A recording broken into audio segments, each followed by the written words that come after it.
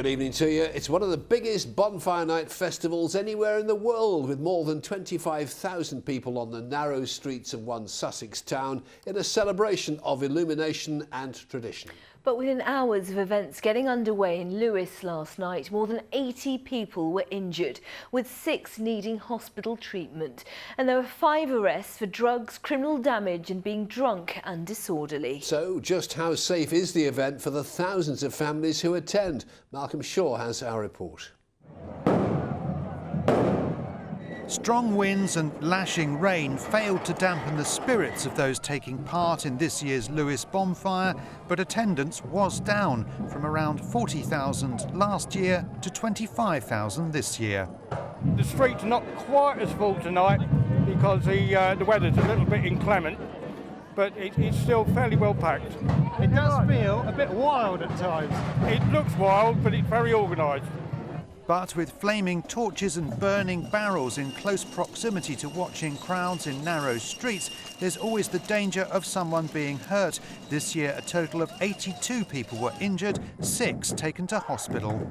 No injuries are ever acceptable, but the fact of the matter is when you've got 20, 25, probably even 30,000 people into an event, I'd say not acceptable. But what we do is we learn each time, we work with our colleagues, we work with the ambulance service and the like, and we'll debrief it and try to minimise it like we do every single year.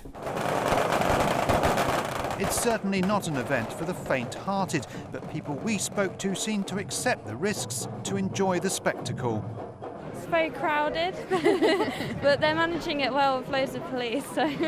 Yeah, it's keeping calm at the minute, it's good, they're controlling it. Everything's so clean and sanitised in the UK now, and they're throwing firecrackers at your feet, you've got a torch in your face. It's really fun, it's really good. The effigies are always keenly awaited and centre stage. This year, the Prime Minister appeared in a less than flattering pose with a pig. FIFA President Sepp Blatter was heading for a roasting too, while former Top Gear presenter Jeremy Clarkson would probably have revelled in the political incorrectness of it all. Each bonfire society mounting its own vibrant procession. We have so few traditions that remain alive, and also it raises so much money for local charity. The smell of paraffin and the excitement and the craziness of it, and I love dressing up. This year marks the 410th anniversary of the gunpowder plot, as hundreds of fireworks lit up the sky. A chain of bonfires burned late into the night. Malcolm Shaw, ITV News, Lewes. Amazing scenes. Well, lots of people have been getting in touch with us on our Facebook page.